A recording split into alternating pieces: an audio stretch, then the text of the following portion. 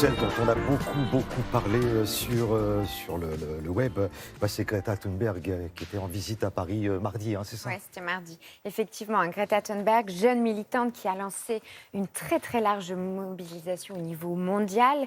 Elle lutte au quotidien pour l'environnement. Elle vient d'être auréolée à Caen par la région Normandie du prix Liberté et elle est venue cette semaine se présenter. Elle a 16 ans, elle a pris la parole devant les élus de l'Assemblée nationale pour débattre de l'urgence écologique et du changement climatique. Alors, qu'on soit pour ou contre, c'est vrai qu'elle a suscité énormément de réactions dans la classe politique, dans les médias et donc évidemment sur la toile et sur Internet, beaucoup de réactions. Et c'est l'occasion de s'intéresser aujourd'hui aux initiatives écologiques et solidaires que l'on peut trouver sur la toile. Il y en a beaucoup et heureusement. Et on va commencer avec un petit voyage en Inde. On va parler du projet Un peu fou de Ramveer. Il a 25 ans et il poursuit une mission magnifique. Il va redonner vie aux lacs pollués qui sont littéralement asséchés. En 5 ans, il a déjà assaini plusieurs douzaines de lacs et il espère en revitaliser une centaine d'autres d'ici 4 ans. Alors voici les images de l'excellente rédaction de Brut qui nous explique un peu comment cela se passe. En fait, c'est 3 étapes. D'abord, on fait une réunion avec les locaux. C'est très important de les sensibiliser. Ensuite, on filtre les eaux rejetées, on les nettoie. Ensuite, on ramène la végétation. On élève des poissons qu'on réhabilite. Ça paraît simple comme ça, mais c'est un projet complètement hallucinant. Faramineux, voilà.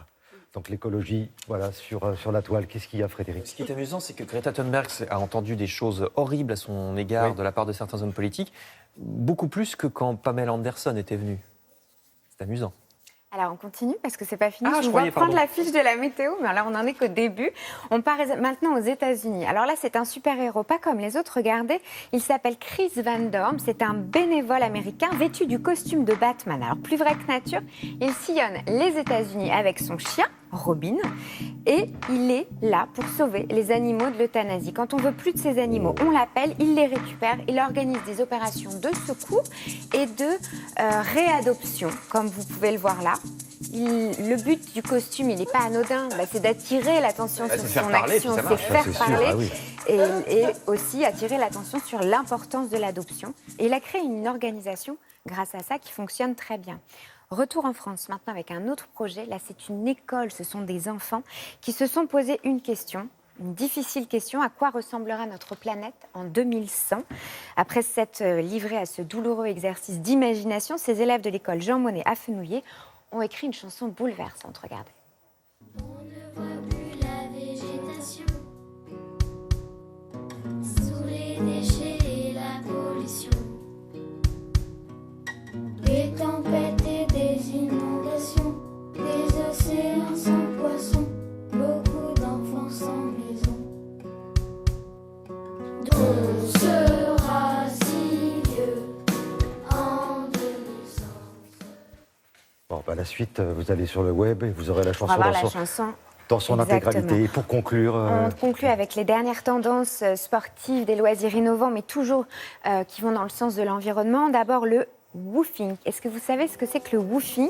Travailler le week-end dans une ferme bio, c'est une nouvelle tendance, un nouveau concept très simple.